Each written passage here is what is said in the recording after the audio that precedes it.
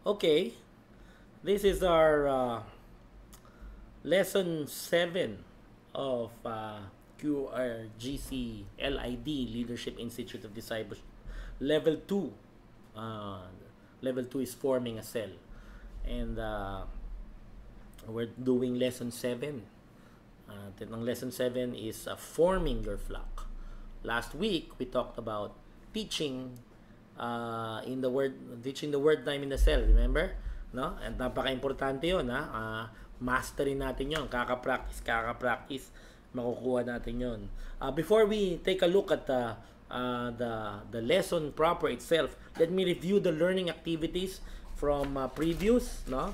So previous learning activities, lesson 6, no?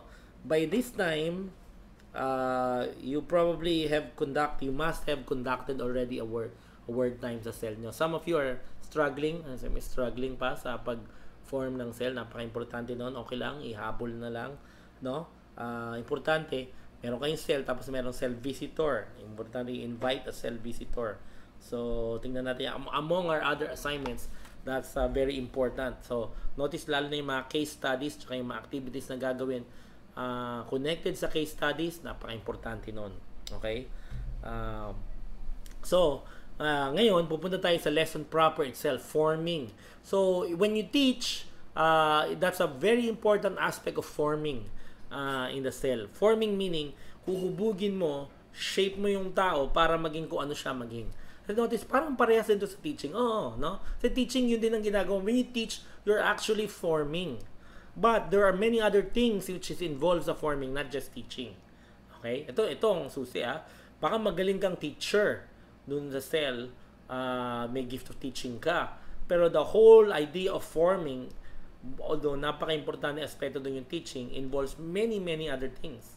Na pag ginawa mo, it will make you a successful cell leader. Tumitingin ako sa gilid, kunyari may estudyante, pero I realize mag-isa lang ako dito. Pero, but let's take a look at this, no? Excuse me. Many followers today pick one aspect of church life against another. Okay? Minsan may pinipili siya na importante, pababayaan niya ito yung importante. Minsan naman baliktad, yung isang mas importante, tapos yun namang isang pababayaan niya. There are churches with no cells. Alam niyo ba yon? Napakahalaga sa kanila preaching. Para sa kanila, mababago ang buhay ng isang tao pag may preaching. Okay? At talaga naman nakakabagong preaching. Pero, sa Bible at sa buhay, makikita mo, hindi sapat ang preaching lang. And then, there are church naman with cells and no preaching. No? There is no big group gathering, no celebration, no unity gathering ng body. No? But in the New Testament, clearly recognizes. Sa New Testament, makikita nyo, importante pareho. Okay? So, meron nag-emphasize house church lang, meron nag-emphasize celebration lang, pero sa Bible, importante pareho. Okay? In the book of Acts, we often come across two formats of church life. Dalawang formats of church life, such as in the temple, yun ang tawag nila sa big group gathering, and daily in the temple, so they gather, and then from house to house. That means small group. So, big group and small group. Sa Acts 2:46 and 47, immediately after Pentecost, that's what they did. Daily in the temple and every home. And then, chapter 5, verse 42.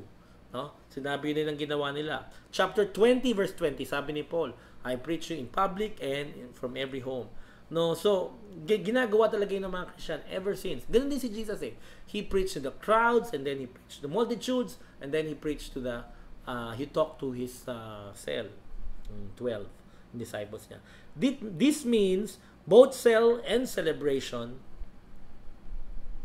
are very necessary.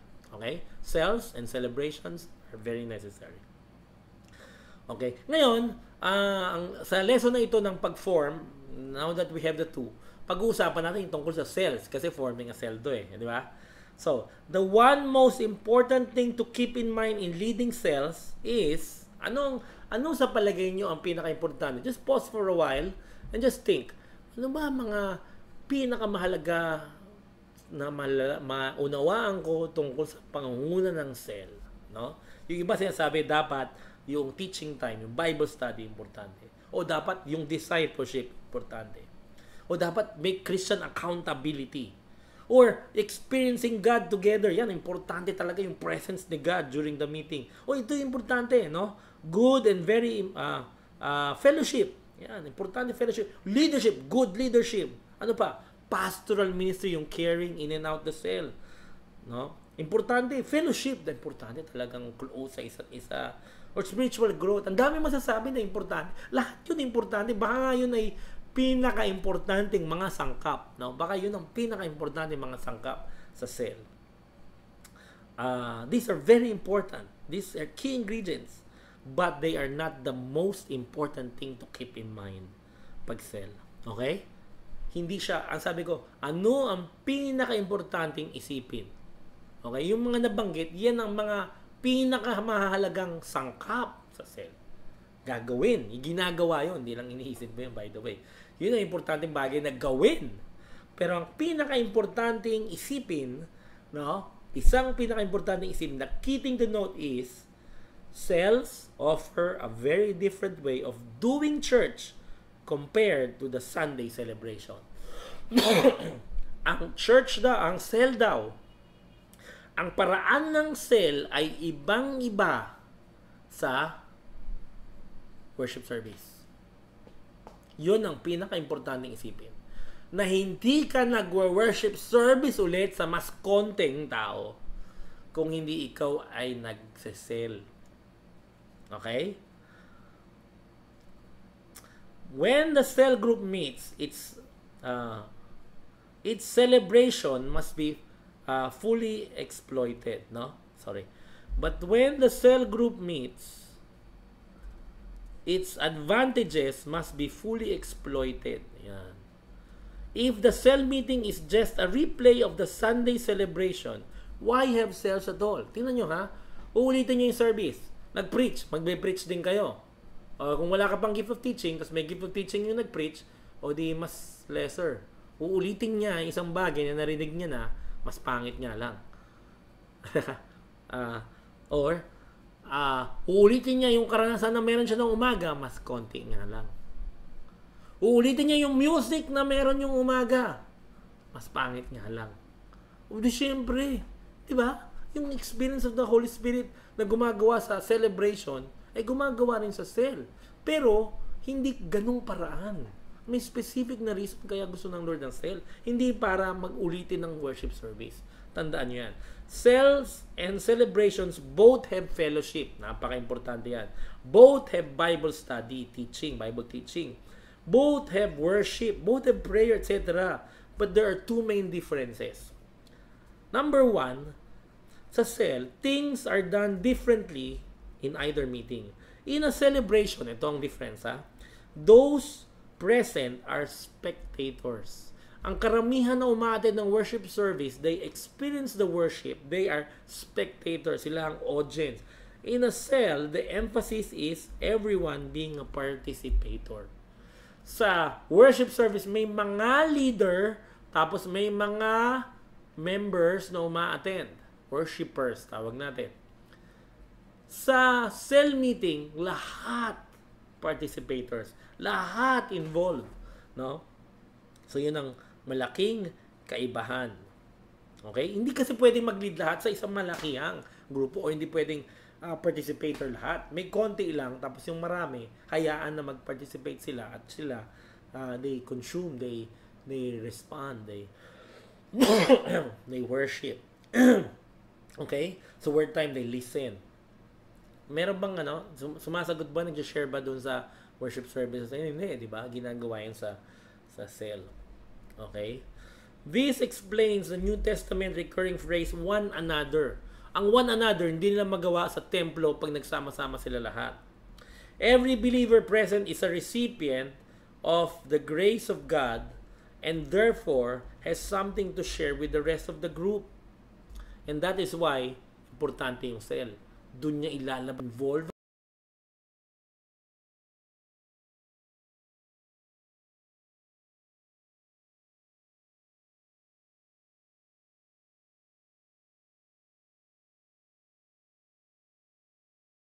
ang isa't isa sa pag-grow. Leader na-facilitate niya para involve ang isa't isa sa growth ng isa't isa. Number 2, so dalawang importanteng isipin. Una, importanteng isipin na sa cell, kailangan mag-participate lahat, involve ang bawat isa sa growth ng bawat isa. Number 2, cells also do things that do not happen in a celebration. For example, the powerful influence of close relationships in the cell make it the ideal setting for making disciples. Kasi mas open yung tao, mas malambot, mas madaling ma-influensyan, mas natutunugan mo kung ano nangyayari sa buhay niya. Yung mga advantages sa small group, importanteng ma-exploit natin eh. So, sa cell, meron nung ganun. Actually, habang tumatagal, lalong lumalakas yun. Habang tumatagal yung cell meeting nyo, yung nagkakakilala lang kayo mas malalim, mas natutulungan nyo ang isa't isa. Okay? Plus, habang tumatagal, yung tiwala nyo sa isa't isa, mas lumalalim. Kaya yung influensya nyo mas lumalakas. Remember, leadership is a trust relationship. So, the more you trust each other, the more you trust your cell leader, the more you trust one another, pag naglagay sila doon, napaka-powerful. One of the things I noticed yung sa discipline, pag nagdisiplina ang church as a whole, the most they can do is takutin, parusahan, di ba? Kasi marami nakakahiya eh. Ay talagang para mapasunod. At minsan yung mga ibang tao lumalayo na lang eh para hindi, kung ayaw pa rin talaga nila sumunod, tatakbo na sila. Ayan, lagot sila, di ba? Pero sa cell, pag malalim na talaga yung relasyon, mag-uusap, i-influence. Sige na, alam niya mahal siya ng mga yun eh. Hindi siya basta-basta iiwanan ng mga yun eh. Sunod ko na, tutulungan ka talaga nila. At yun, medyo mas malakas yung influensya sa kanya yun para magbago. Lalo na pag nagawa nila yung part nila in deepening the relationship. Tandaan nyo, lahat ng ginagawa doon, warm up, worship, word time, works, saka walo, lahat yun, nakakatulong para palalimin ang relasyon, para lumakas ang influensya, para mabago ang buhay. So yun yung dalawang bagay na mapapansin yung iba at ang isang pinaka-importanting isipin, cell to, hindi to worship service. Okay? Cells are not designed to be led by frustrated preachers looking for an audience. Na meron mga tao, ay may cell na ako, i-preach ko yung message na i-preach ko ulit doon sa mga tao. At wala silang choice kasi sila mga disciple ko. Paparusahan ngayon sila, makikinig sila. Alam ko naman yung 3 points na sasabihin niya eh. Actually, bago pa lang siya salita, mas alam ko pa nga sa kanya, sabi ng isang cell member. Wala, makinig ka sa ako leader. I get na ulitin yon sa paraan ko. Okay? They are not preaching venues na mas maliit lang. Okay? Linipat mo yung ginawa doon sa maramihan, no, na may magandang banda, linipat mo sa mas maliitan. But they are not preaching venues. They are powerful discipleship venues. Powerful discipleship venues. Tandaan nyo, ang daming magagawa doon, hindi magagawa sa malaki ang grupo. At yun ang gagawin mo sa maliitang grupo, sa cell. You cannot lead a cell by just making people listen to you. Kung ganun ang ganun, no, linggo-linggo wala silang ginagawa kundi umupo at makinig, ay nako, ang mga Kuya Cardo, ay nako, no, ang mangyayari dyan, sawang-sawa na sila sa cell meeting. Okay? Tandaan nyo, lalo na kung namumblema ka sa way pag-explain, ako, I'll hedge my activities, mamastering ko yun, tapos sila yung papasalitain ko yun. Okay? You cannot lead a cell by just making people sit and listen to you. It will just be a replay of the Sunday celebration. One participator sa nagpi-preach and a dozen spectators. No, at marami ang nakikinig yung 12 yung nasa grupo. To continually see lives impacted by God's grace flowing from person to person. That's how God's grace works, life to life, person to person. The leader must make this happen as you facilitate it in the cell. Okay? So yung meeting ng cell, tinutulungan ng leader kumilos ang biyaya ng Panginoon na nakapagbabagong buhay sa buhay nila. At pinag-usapan na natin yung facilitation na napaka-importante nun, no? So by the way, so I failed. Wala kasing Q&A in a video, no? Obviously, walang magko-Q no? So I anticipate magko-question Pero I anticipate na isang question noon, paano pag yung umattend ay hindi naka-attend ng celebration, hindi niya alam yung pinag-uusapan. Kaya nga, hindi mo sasabihin, yung topic ng Sunday doon sa kanila kasi hindi alam ng mga tao yun. Sabihin, pag-usapan lang natin sandali. Kunyari, yung topic ng Sunday, Great Commission. Pag-usapan natin sandali yung Great Commission. Basically, ganun. It's almost like you're bringing up the topic afresh all over again. Okay? So, tapos, i-review mo lang yung mga points na yon in a way na kahit hindi siya naka-attend, yung sapat na yung 2 minutes o 5 minutes na explanation mo para siya ay maka-interact, makasunod. Okay? That's just a answer sa nag-Q&A ako kasi walang Q Puro A lang. I just made up the Q sa sarili ko, no? From previously. Anyway, yung facilitation during the cell is very important. Hindi mo po provide yan ng celebration. Okay? So, pag nakikita mo na babago ang buhay, yan, nakikita mo, may nagagawa in cell na to na very powerful. Okay? Through the cell, members become maturing or growing members, then they become ministers or serving members, and then they become multipliers. Pansinin mo yung levels ng growth. First is a member, then he's maturing, then he's ministering, then he's multiplying. No? So, level na level. Later on, nagmamanage na rin siya. Meaning leader of leaders na rin siya. But there's that level. Of course, galing sa labas, wala siyang meron. M din meron, member, maturing, ministering, multiplying, and maybe later on even managing. No? Pag-usapan natin yan sa LID 3. No? Yung conquest. Yung how do we advance from where the cell is.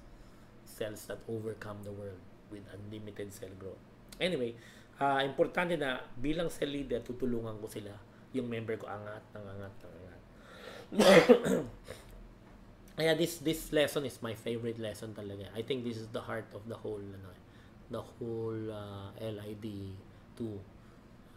Okay? So, listen very carefully. Many of the bagay na pinag-usapan dito lalabas sa exam. And I would even tell you what item meron dito. Mga 10 question lang sa evaluation sa huli, di ba? Meron akong sasabihin dito na napaka-importanting mastering nyo.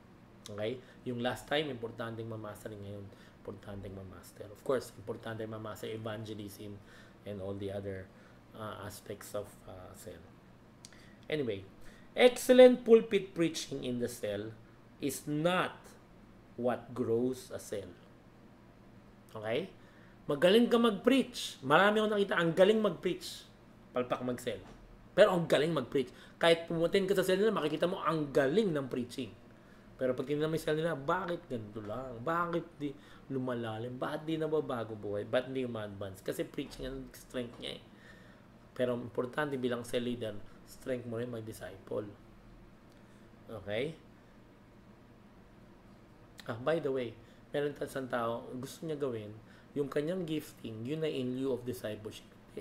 Kasi discipleship hindi gifting yun Discipleship responsibility ng lahat ng Christian yun Katulad ng evangelism, teaching, lahat yun, responsibility. Huwag mong pampalit ang gifting mo bilang instead of yung mga pinagagawa sa iyo. Ang buhay Kristiyano pagsunod Gamitin mo ang gifting mo para sa iyong maka-disciple ka. Pero halimbawa ako magaling kumanta, gamitin ko yung kanta. Imbis na mag-evangelize ako, kakanta na lang. Hindi. Sa pamamagitan ng kanta ko, tapos mag-evangelize ako, mabisa yan. Di ba? Tipon ako ng mga tao dahil sa pagkanta ko, tapos share lang ko sila ng gospel. Hindi yan, kailangan ko pa rin share ng gospel. Kung magaling ako magturo, magaling ako magturo. Magtuturo ako, pero di-disciple ko sila pagkatapos. At hindi yon yung pagtuturo lang ng klase. One-on-one yun. Consolidating ko yan, di ba? Aakayin ko yung packet ng packet. Kaya lang, dahil magaling ako magturo, meron akong pwedeng magawa sa mga teaching venues, ibang paraan, no? even in and out the cell, magagawa ko yon para tulungan siya. So, gamitin mo yung gifting mo para doon sa gawain. Pero, wag mong gagamitin lang yung gifting mo tapos yun na yung gawain. Hindi. Yun na yung discipleship. Hindi. Yun na yung evangelism. Hindi. Okay? Kaya importante, alam natin to no? Yung foundations natin, malinaw. Tapos importante sa atin, we are forming a cell that succeeds. At our giftings are ginagamit para doon. Okay? Hindi natin tinataas ang gifting all the way, sobrang taas na it determines everything. Hindi. We just do our part. Okay? Anyway, having said that, excellent pulpit preaching in the cell is not what grows the cells. Some cells grow and multiply while others do not. Obvious naman yan. Napapansin nyo ha? Merong fruitful, merong hindi fruitful. Excellent cell leaders do certain activities that increase the probability of their cells to grow and multiply. Ito ha, pakinggan nyo mabuti. Merong mga ginagawa ang mga cell leader na magaling mag-increase at mag-multiply ng mga cells nila na hindi ginagawa ng mga cell leader na palpakang cell. Okay? Sorry for the term palpakang cell. Hindi naman siguro na hindi lang ganun ka-fruitful. Lahat naman yan matagumpay. Pero meron lang mas matatagumpay kaysa sa iba. Yung matatagumpay, meron sila mga ginagawang pare-parehas. Gusto nyo ba malaman ko ano yun? Ayan. Yan ang question na itatanong sa iyo sa cell. Okay? Napaka-importante matutunan yung mga bagay na to. No? Magbabanggit ako ng mga habits ng mga cell leader na successful talaga ang mga cells nila dahil ginagawa nila ang mga habits nila na ito. At kung kayo ma-master nyo to, tapos ma-master ito ng mga disciples nyo, ay grabe, tuloy-tuloy yung growth. Gusto nyo malaman? Okay, sige, tuloy natin. These activities are within the reach of the average cell leader. Yung mga ginagawa ng mga matatagumpay na cell leader ay kayang gawin ng kahit na sinong cell leader. Okay? They do not require years of training to master. Hindi maraming training, no, para ma-master. Hindi siya pang pastor, no? Pang-ordinaryong tao siya.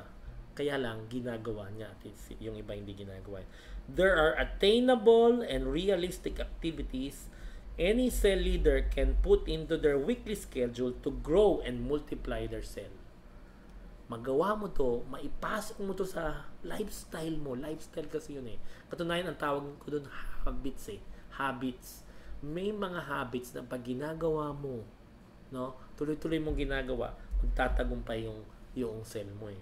At pag naipasok mo doon sa buhay mo, ito dito na nagkakatalo. Yung very committed, gagawin niya yon. Yung hindi committed, hindi niya gagawin yun. Dadaanan niya sa ibang style niya. At makikita mo, malalampasan siya nito. Magaling yung isa, pero yung isa, hindi magaling tapat. Ang nagpapabunga sa cell, tapat. Actually, ministry, ang issue sa ministry ay katapatan eh. At lalong-lalo na sa cell. So, yung tapat, gagawin niya to. Ito pinapasa ko sa inyo. Ito napaka-importanting mga bagay ito. Pag natutunan niya to, talaga magtatagumpay. And I predict sa QRGC, mag-grow siya, mag-multiply siya. Dahil itong habits na to ay habits ng mga cell leader. These are the habits of cell leader. But this must be done consistently over time to produce their intended effect. Ang bunga nito pang matagalan. Okay lang, kasi binibuild mo pa naman eh. Take some time pa rin para maging habit mo isang bagay.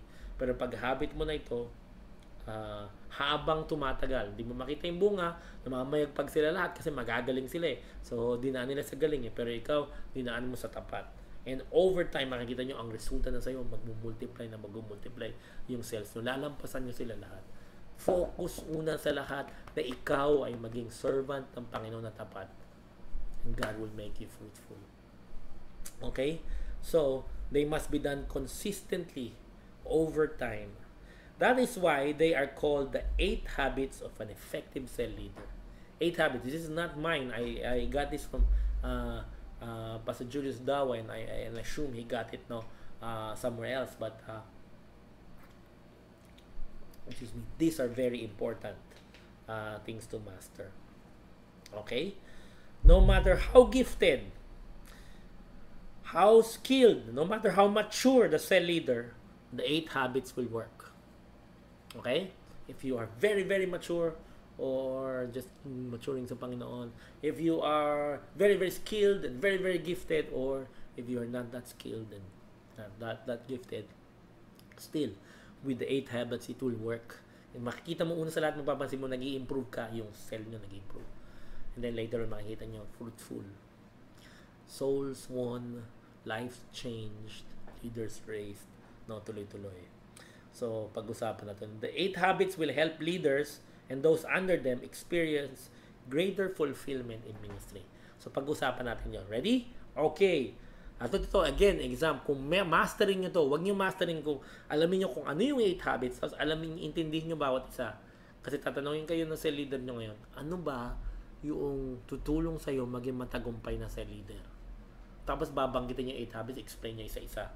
Ang nasa isip nung nag-i-evaluate sa'yo na cell leader mo, yung kung naintindihan niya, yung explanation. No? So ano na yung una?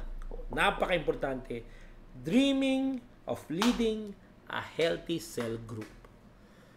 Pangarap, vision, gusto mo talaga. Ang cell leader na okay na lang sa kanya mag-meeting, ganun na lang talaga mangyayaring ganda dumating sa Lord. Pero yung nangangarap na yung cell kung magiging model cell at bunga nito magkakaroon ng 12 model cells. Alam nyo? Dahil disciples sila eh. Tutulungan ko sila maging cell leader at ang mga cell nila 12 model. Yung nangangarap ka, yung nakikita mo, wala pa siya, nakikita mo at hinahangad mo. Gusto mo talaga. You have that dreams. Ang ano natin, ang series natin for March is Dream Again eh, no? Tungkol sa pangarap at March 2016 baka gamitin kasi ito ng 2017 pa rin eh.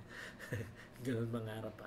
Pero ang punto ko ay importante na naghahangad tayo at sobrang linaw sana nakasulat yun yung goal mo sa cell mo. So meron kang goal, meron kang vision para sa cell mo.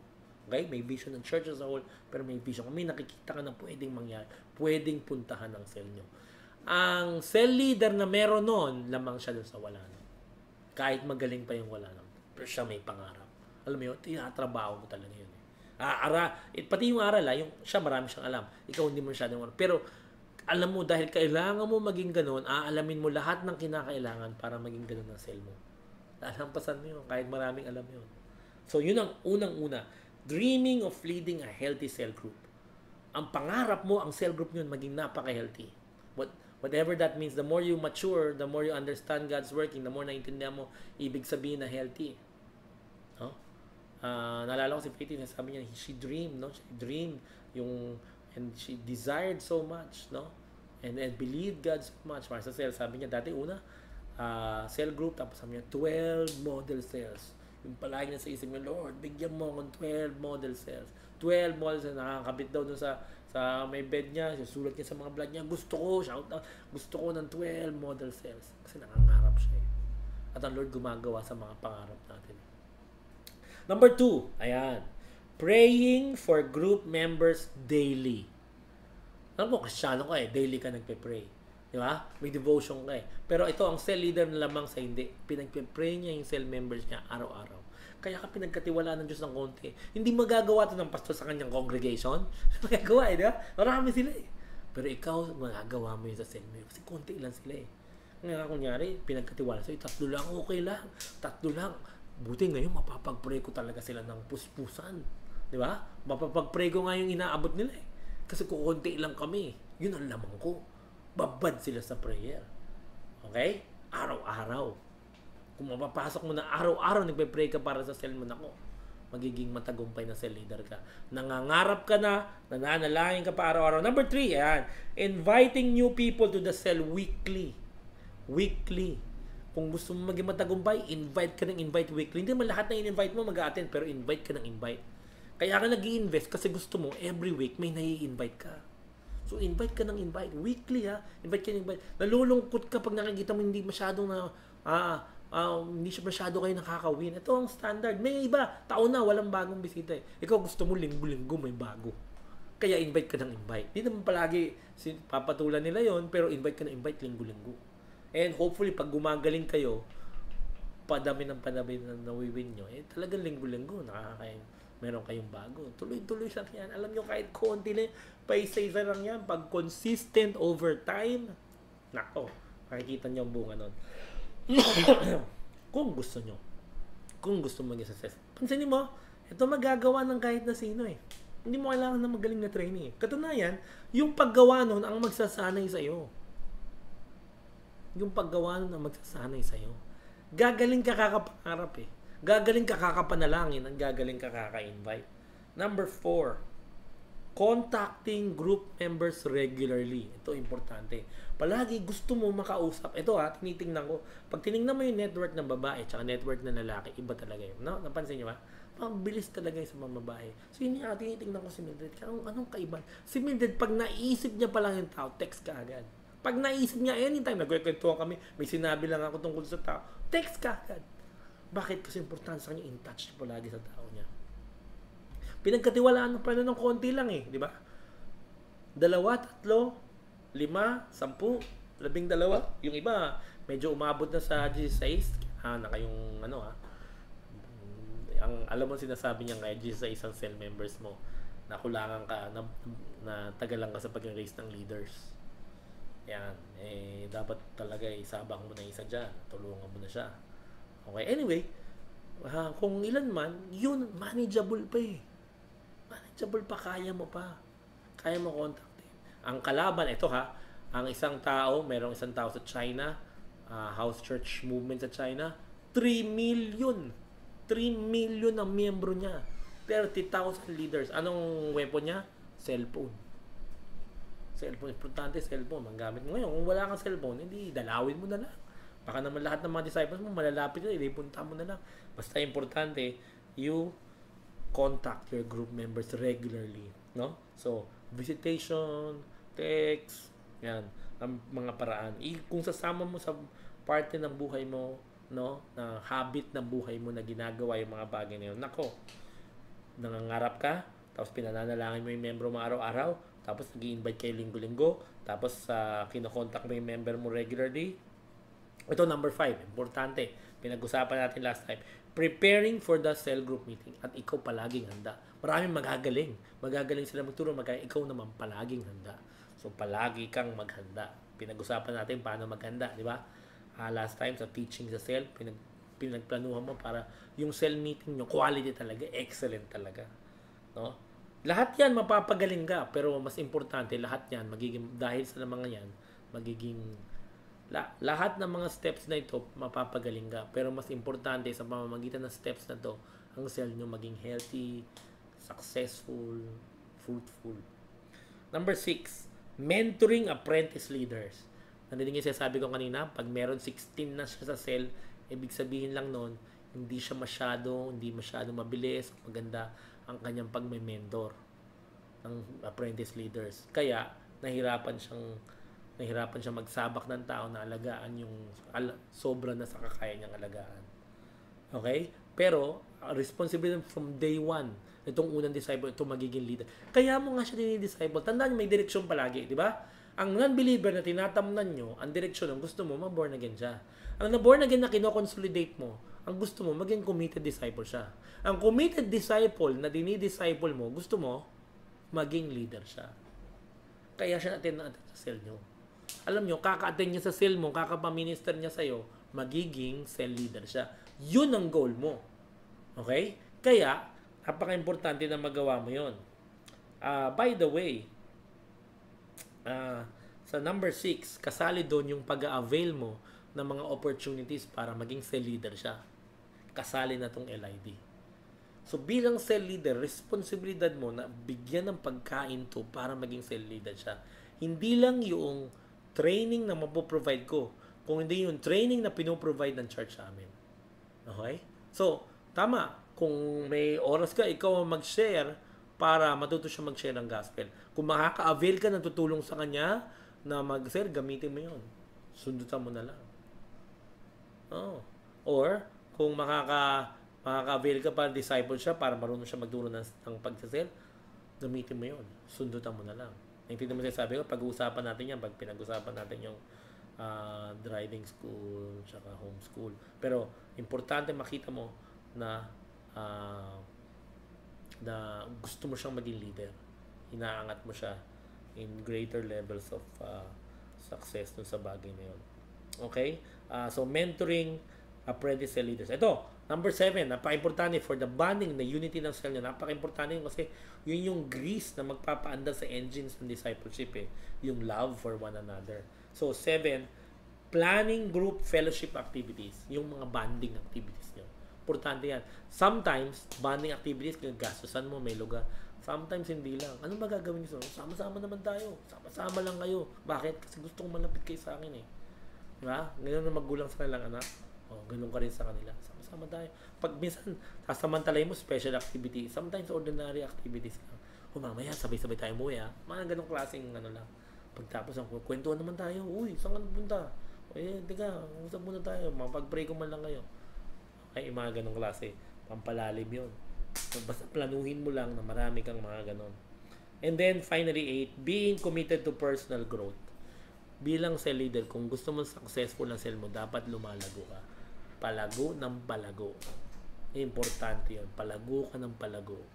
Importante bilang tagasunod ng Panginoon at bilang tagapanguna ng Panginoon. Ikaw mismo nag-grow personally.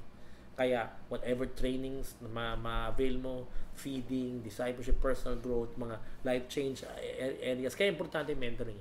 Ang hirap ng cell leader na walang nagme-mentor. Pero kung meron kang mentor, yung mentor mo nagbibigay sa iyo ng seminal idea seeds para sa iyong growth. Tapos tatrabahuin mo yun. Ako, malayo mararating ng cell mo ha. Pag ikaw ay nag-grow, lalo mag-grow mga tao. Pag hindi kaya nag-grow, tandaan nyo, law of the lead, ikaw ang takip. Pag ang takip hindi umaangat, hindi makakaangat lahat. And napaka-importante ng personal na pag-angat mo. Hindi ko sinasabing hahabulin mo kung ano yung angat ng mga anak mo. Hindi. Ang importante lang, habulin mo kung ano yung pag-angat na gusto ng Lord na iangat mo. Tapat ka lang sa Lord. At ang Lord nang bahala sa iyo at sa magiging bunga ng ministry mo. Okay? So, these things, mastering nyo. Okay? Dreaming of leading a healthy cell, praying for group members daily, inviting new people to the cell weekly, contacting group members regularly, preparing for the group meeting, mentoring apprentice leaders, planning group fellowship activities, and being committed to personal growth are the habits na pwede mo ma-build sa buhay mo that will ensure na yung cell mo tuloy-tuloy na mag-grow. Okay? So, let me just point your attention before we close sa yung learning activities, no? Importante yung by this time you have conducted a cell meeting already, lalo na yung teaching part, no? Tapos hopefully practicein mo yung habit number 4, no? Bisitahin mo yung membro mo. Contact your group members regularly. So yun ang case study 7 ninyo. Okay? And then your other assignments. God bless you.